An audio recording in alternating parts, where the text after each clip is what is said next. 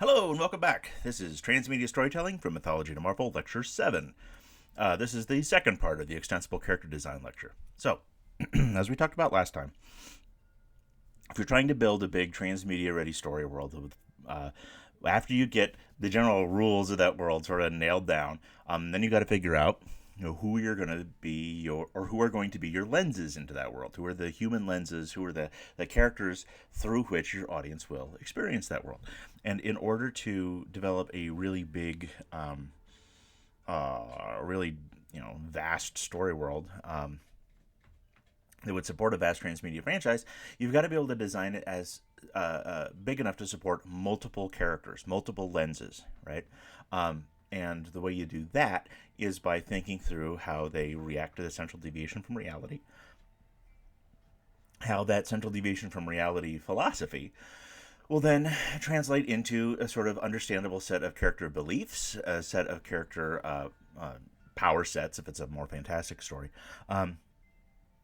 and where those kinds of beliefs and powers and philosophies and so on and so forth, those reactions to the central deviation from reality, are going to wind up coming into conflict with each other. So the first thing you're trying to do is to create multiple characters which exhibit multiple alignments, or in other words, multiple kind of characteristics or multiple philosophies in multiple classes or groups that appeal to multiple audiences.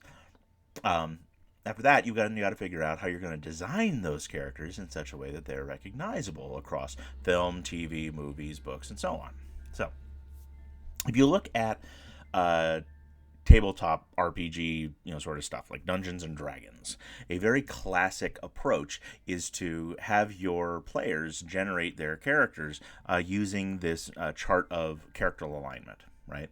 So if you're going to create a character, you need to figure out where in this 3x3 grid they might fall. So are they lawful good? Are they basically, the sort of paladin, the law-driven cop, hero character? Or are they chaotic evil? Are they the kind of person that lies and cheats and adheres to no rules so long as they themselves will win under any circumstances for their own individual betterment rather than the good of society?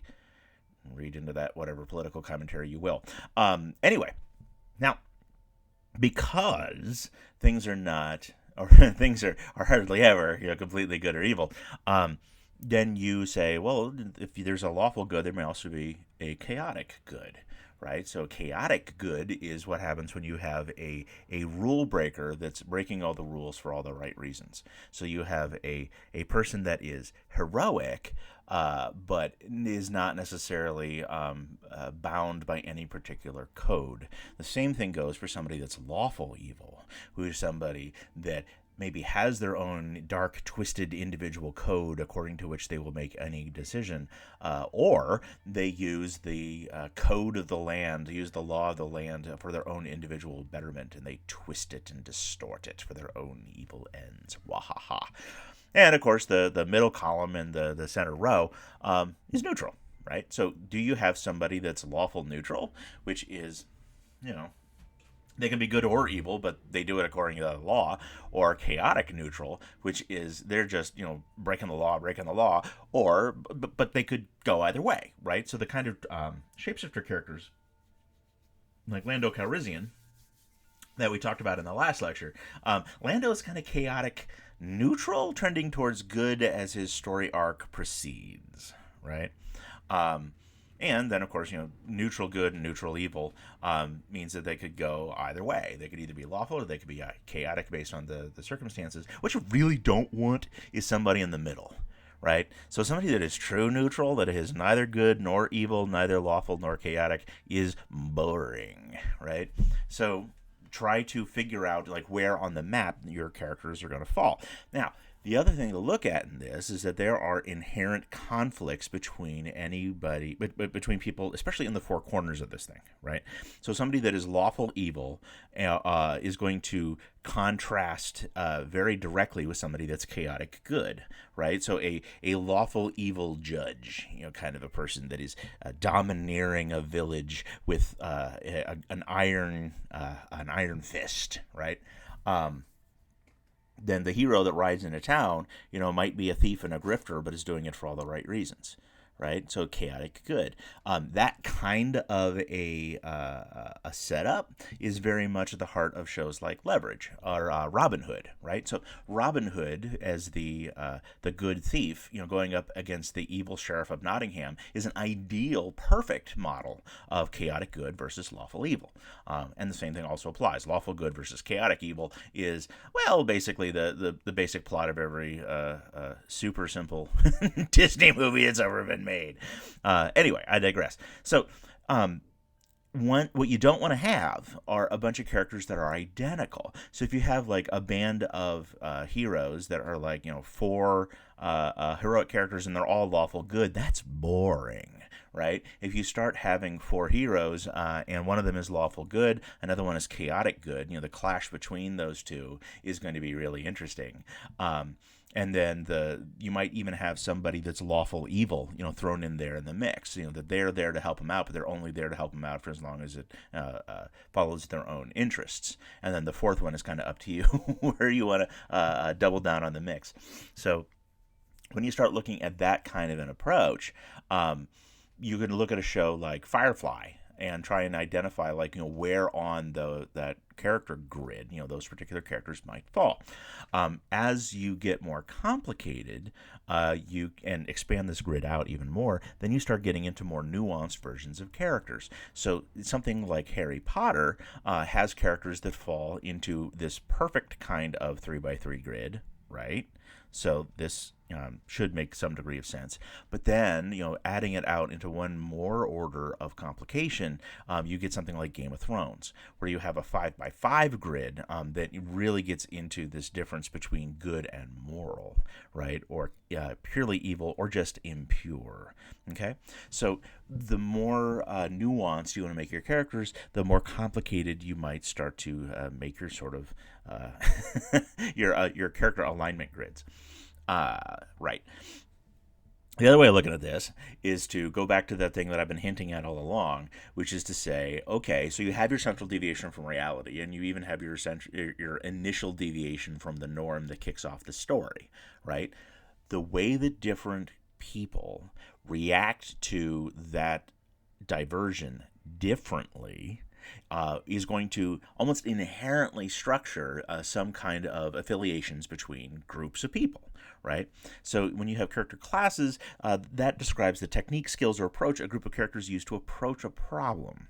So when you get those kinds of similarities, that's when you start getting into groups of characters.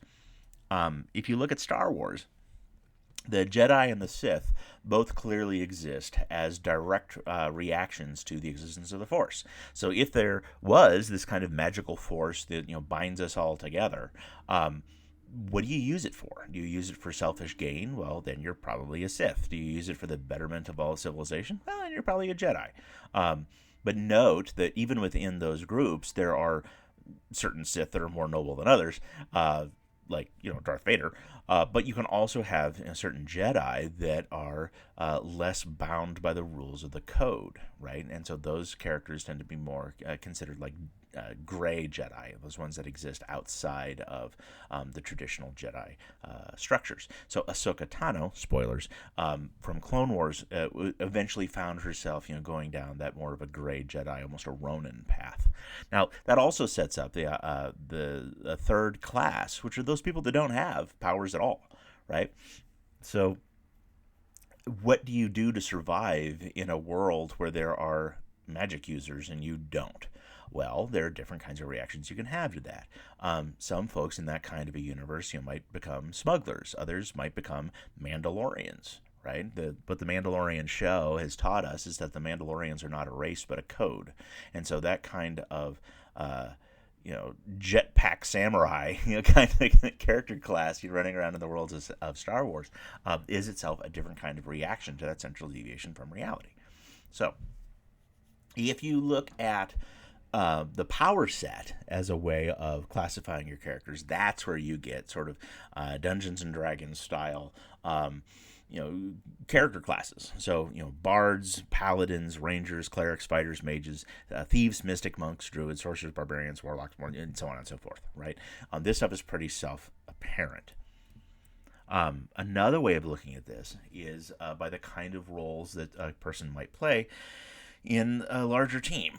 So in Star Trek, the different roles that are played by the members of Starfleet on a ship are denoted by the colors of their uniforms, right? So you have like science officers and medical staff that wear the blue outfits. This is what Mr. Spock would be wearing running around.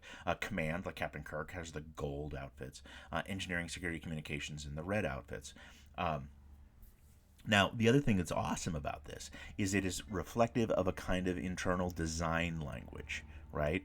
So when you start thinking about the worlds that you build, there's one way of thinking about language, which is primarily the kind of spoken or written communication symbology of how people connect with each other in that world, but also be thinking about the kind of design language that might emerge. So the colors of uniforms in Star Trek is a way of communicating, to other individuals, what role that person plays, and that's very true whether that's in world or out of world, which means that if somebody, some big fan, decides that they want to make a Star Trek uniform, they are able to design their own costume according to the kind of colors and role on the ship that they would play if they were in that world. So they imagine not just, oh, I'm going to pretend to be Captain Kirk. They start to imagine, who would I be inside of that world, right?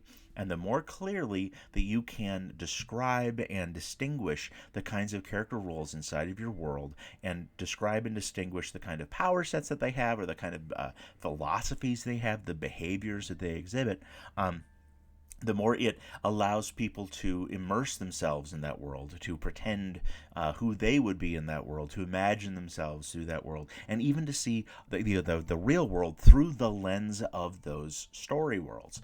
There was a woman on the Whitewater trials back in, oh Lord, probably the 90s. I don't remember exactly what year that took place. But she showed up for the jury wearing a Starfleet uniform, and the judge wound up sending her home.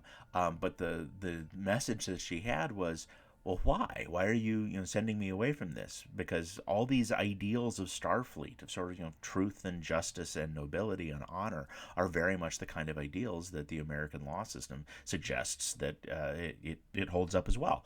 And that was a really interesting conversation to be having about the philosophies of Star Trek versus the philosophies of the American judicial system, versus perceived prejudice against nerds that wear Star Trek uniforms as daily costume wear.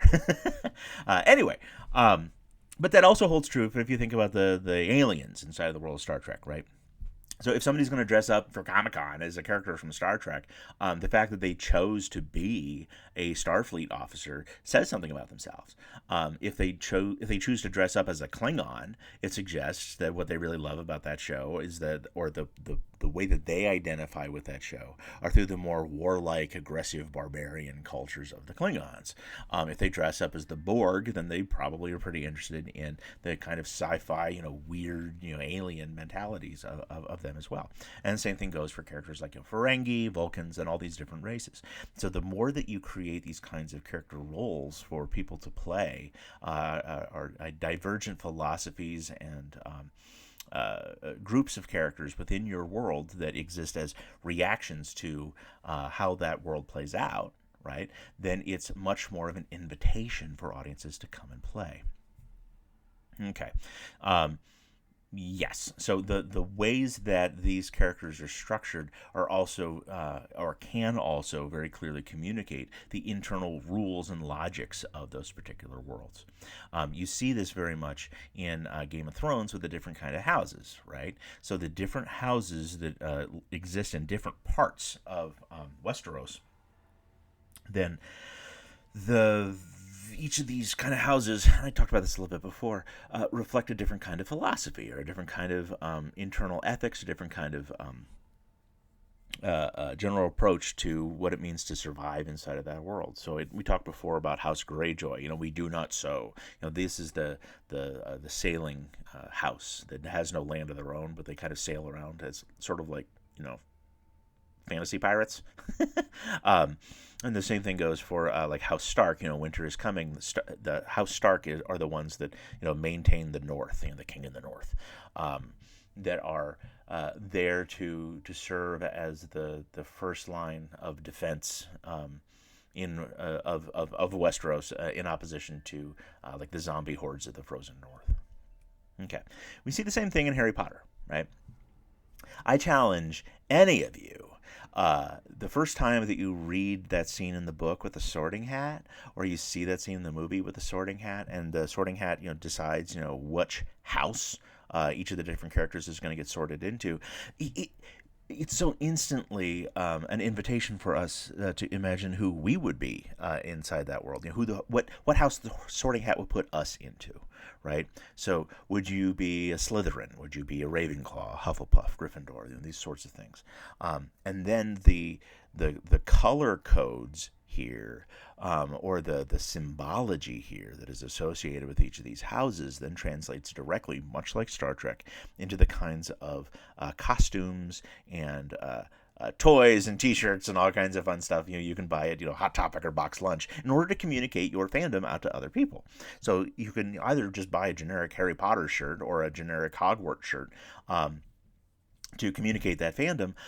But if you go to, say, the Wizarding World of Harry Potter over at Universal, you can also buy, the robes and the scarves and the beautiful wands and things that are indicative of your own house, right? So you can communicate out to even other Harry Potter fans, like, oh, I myself am a Ravenclaw. I value imagination and learning.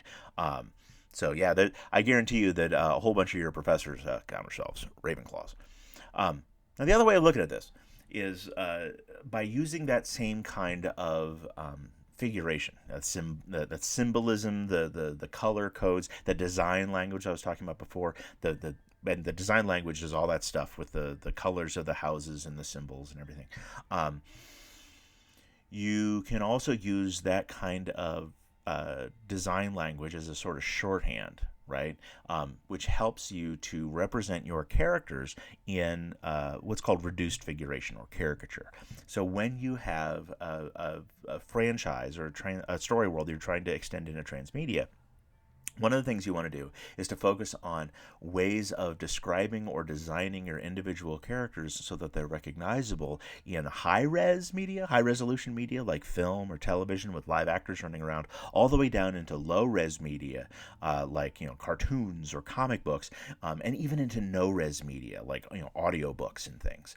So the way that you describe the colors that they wear, the way that you describe their outfits, the kind of symbols or the particular iconic elements of their outfits or the things that they carry, these are all aspects of character design that translate themselves very well into this kind of transmedia extension.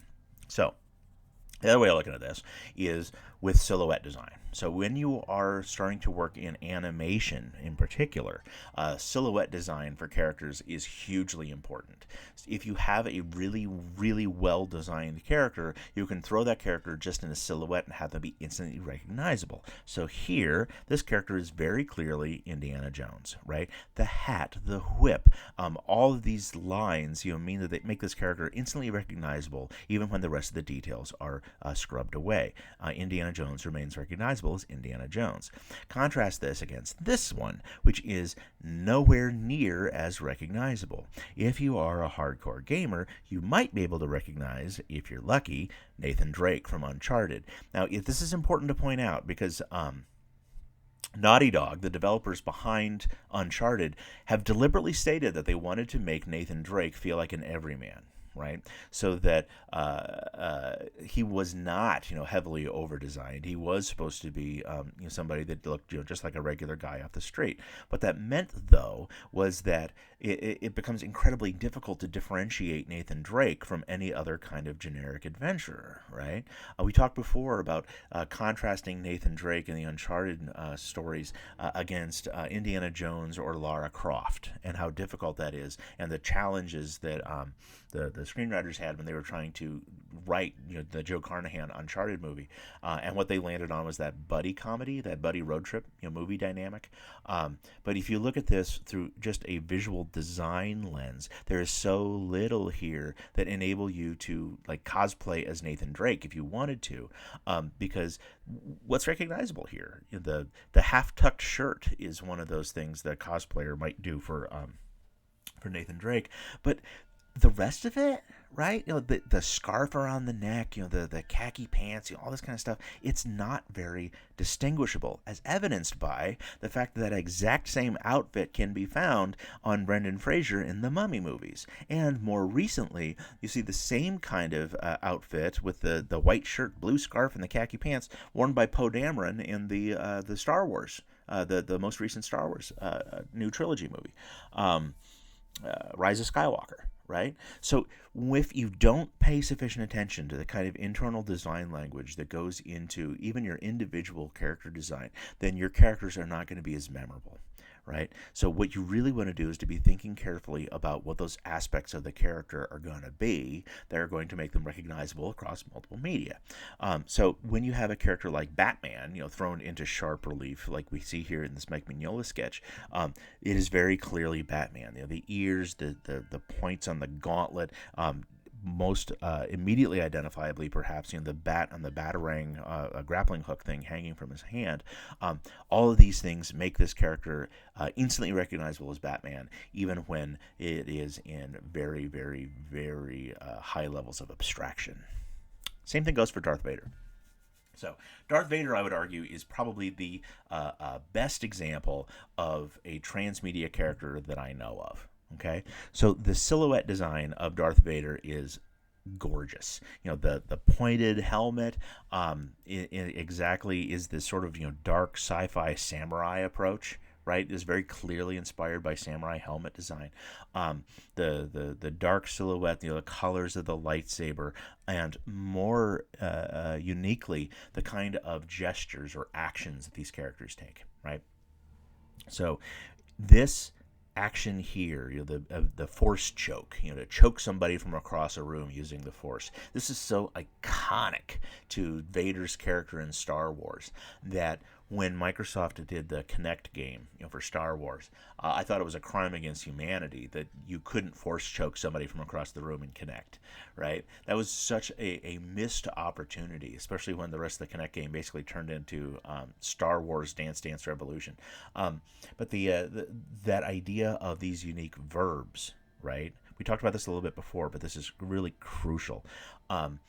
When you are building story worlds, especially those that are designed to have big action sequences, or especially video games meant as a key aspect of it, you want to be thinking about what the unique verbs are in that story world. So using the Force is very clearly a particular verb set for Star Wars. Same thing goes for lightsabers, speeder bikes, those sorts of things. But the Force choke in particular is so much of a Darth Vader character gesture, verb, action thing for that person to do, right? That it gets down to the very core of that character's transmedia design. You get something similar with Indiana Jones, right? So the cracking of the whip in Indiana Jones is so core to that particular character. Now, keep in mind that the difference between Darth Vader and Indiana Jones is that, theoretically speaking, the Force choke is not only used by Vader. Right? The whip may only be used by Indiana Jones, which is why the Indiana Jones story world isn't really a story world. But the story world of Star Wars most definitely is, right? Indiana Jones has much more in common with James Bond in that the uniqueness of that story world begins and ends with the character, right? But if you can come up with these kinds of classes of characters, and each of those classes has those individual unique verbs associated with them, now you're really starting to get somewhere. And this is where, or this is why it was so important for the Mandalorian at the end of the first season to get his own jetpack, because the Mandalorians, as those kind of space samurai jetting around, the jetpack associated with Boba Fett and the others and the Mandalorians is so iconic to their particular character type. Okay. The other thing to think about when you look at Darth Vader, or more specifically when you listen to Darth Vader, is how iconic the is to Vader, right? So when you have a character that is really well designed to succeed across multiple media, that goes down to their sound effects, right? So if you are listening to a radio drama version of Star Wars and you hear, there's only one kind of character that's about to come through that door, right? There's only one character at all that's going to come through that door. Same thing goes in comic books. So in comics, you frequently have particular sound effects that are associated with particular characters. So the snicked sound effect for Marvel Comics is always associated with Wolverine. The sound of Wolverine popping those claws out of his hands is always associated with that strange snicked sound effect, so much so that it becomes conflated with the character themselves. So snicked it even served as the title of a comic book. So that if you saw snicked on the thank you, saw snicked on the newsstand, then you would know exactly what the book was about. Or when you see snicked on somebody's license plate, you know that they happen to be a Wolverine fan. So that kind of character design for Wolverine, you see it in the silhouette, you see it in the popped claws as an action verb, to play as Wolverine in a video game gives you that sensibility of popping those claws and, swooping through the world, slashing things left and right. And you better damn well hear that snicked sound effect too in order to really have that sort of experience of Wolverine as a transmedia character. The other thing to think about sound effects in transmedia story worlds is theme songs, right? So the kind of Imperial March, the bum bum bum bum ba bum bum ba bum is so iconic for Vader, right? That it is when that sound, when that music is reintroduced in a major key instead of a minor key in the original prequels, right, when Anakin is first introduced, then it serves as foreshadowing for who that character is eventually going to become. Same thing goes for other kinds of musical sound effects. Like, Batman has a very recognizable set of sound effects and musical cues. Leia in the Star Wars movies has her own theme song, and so on, and so on. Now, if you really want to get into designing characters for transmedia storytelling, one of the things you need to look at is how to embed stories in the characters themselves. So the designing of characters to have embedded story hooks based on the clothes that they wear is another way of thinking through the kind of design language, right? So the design language of Boba Fett as a Mandalorian, right? Now, years later, we figured this out as Star Wars, kind of built this out. But just by looking at Boba Fett and the armor that he's wearing, we know a certain set of things about Boba Fett as a Mandalorian. We know a certain set of things about the code. We know a certain set of things about his power set, and so on and so forth. But there are other things that are specific to Boba Fett's, Mandalorian armor that have their own sort of embedded mysteries. For example, what the hell are these things? Right? They're there in every version of Boba Fett. And every time you see a Boba Fett action figure or a Boba Fett costume, he always has this weird braided thing wrapped around his right shoulder. So what the hell is that? Well, as it turns out, if you go into the Lucasfilm archives and you go track that thing down, they're Wookiee scalps, right? And that's fascinating because if you know that these things are Wookiee scalps, that these are trophies of Wookiees that Boba Fett has killed, then that starts to make an audience wonder, like, who were those Wookiees? How did this happen? What was that story? And dear Lord, what happens when Chewbacca finds out that one scalp on Boba Fett's shoulder is Grandma? Right? So that opportunity for storytelling just in how that character is visually designed is incredibly powerful. So that's another way of thinking about legendary artifacts, right? So when you start thinking about character designs, another and especially groups of characters, another way to think about this are what kind of unique weapons, armor, vehicles, and things are going to be associated with those individual characters or those character groups or your story world as a whole, right? So particularly when you have something like a lightsaber, right? A lightsaber is super iconic, for Star Wars, but to have particular lightsabers moving around that world that are themselves legendary, those can serve as story generators, right? So at the very end of The Mandalorian, when the villain, whose name escapes me at the moment, the villain lights up that black lightsaber. Those people that have been following the story world of Star Wars for a long time know that that is a legendary artifact. That is a legendary thing called the dark saber. It is the only black lightsaber or black bladed lightsaber in existence. It was the creation of the only Mandalorian Jedi that has ever been, and that person that wields the black saber or the dark saber, excuse me, has the right to command legions of Mandalorians according to their Mandalorian culture. Okay, so all that loads, all that extra knowledge that's gleaned from episodes of both the Clone Wars cartoon and the Rebels cartoon from years prior. If you hadn't seen those things, you see the bad guy out the black lightsaber, and you're like, oh, that's a really neat weapon. But if you've had all this extra investment in these other bits of the franchise, then suddenly there's this oh my god moment that really transforms the way that you understand that character, and it fills you with excitement and a little bit of dread for where that show is going to go in its next season, which is a perfect example of how to design an artifact as a valuable component itself of a transmedia story world. So, other examples of this, right? So Indiana Jones's hat is very clearly a kind of transmedia ready artifact. So the story of how Indy gets that hat and where and when he possibly passes it on to somebody else is very core to that character. That scene at the end of Kingdom of the Crystal Skull where the hat is blown off of Indiana and Shia LaBeouf, picks it up and goes to put it on and Indy stops him. It's that one kind of moment in the fans where they're like, oh my gosh, is Shia LaBeouf going to be the new Indiana Jones? Are we going to get more Indiana Jones movies, starring Shia LaBeouf? Oh God, no!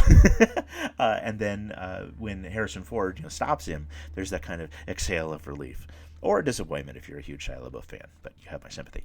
Anyway, same thing goes for Anakin's lightsaber. We talked about the dark saber before, but the lightsaber that is wielded by initially built and wielded by Anakin Skywalker, and is then given to Luke by Obi-Wan at the beginning of the first Star Wars movie, and is then later discovered and passed on to Rey in the new trilogy. That is itself a legendary artifact, right? It is a particular object that can serve as a connective through line, right, that connects these different components of the story world together. So I could be very easily convinced to just watch a series of stories that just follow that particular lightsaber over time, as evidenced by the fact that in the new movies, when Maz Kanata has the lightsaber, right, in that box, and Rey finds it, and there's that moment of like, how did you get this?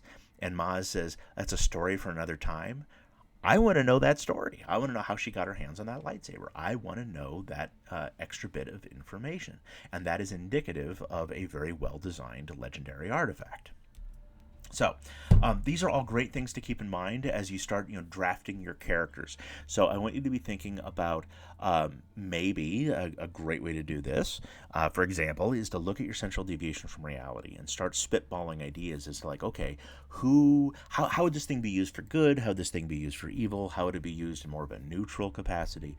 What are the different kinds of conflicts that emerge just over how people debate what they should do about it? Right? Out of that may grow the kind of classes that we talked about, right? So the Jedi versus the Sith, surround as reactions to the existence of the Force, and so on. Then you might ask, okay, so then what are the kind of legendary artifact types that might be associated with each of these character groups? Right? So like, are there needlers that you would see from Halo, or warthogs, all this kind of equipment that are used by these sort of space marines in Halo? Lightsabers in Star Wars. Are there particular ways that those kinds of objects are used differently among different groups? So the different colors of the lightsabers, the red lightsabers only being used by the evil Sith, right? Is there some kind of design language that can translate into that? Then you want to start thinking about, okay, well, with that in mind, who would an interesting version of each of these things be?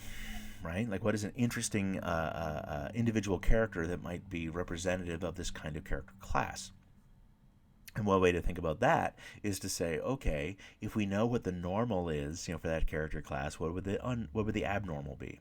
So to have Luke Skywalker exist as a farm boy that is not raised in the ways of the Jedi, that is not trained in the ways of the Jedi, and only later, comes to be trained in this kind of an extinct religion sort of a thing.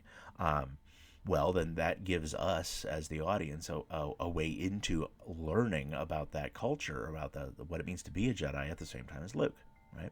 So all of these things can start to serve as story engines. And so these are the kind of sketches I want you to be working on for this stage of your narrative design document. I want you to be thinking about character classes and then start thinking about individual character types, especially as they might fill the roles of that kind of generic storyline template that I had you playing around with for the Story Spark generator.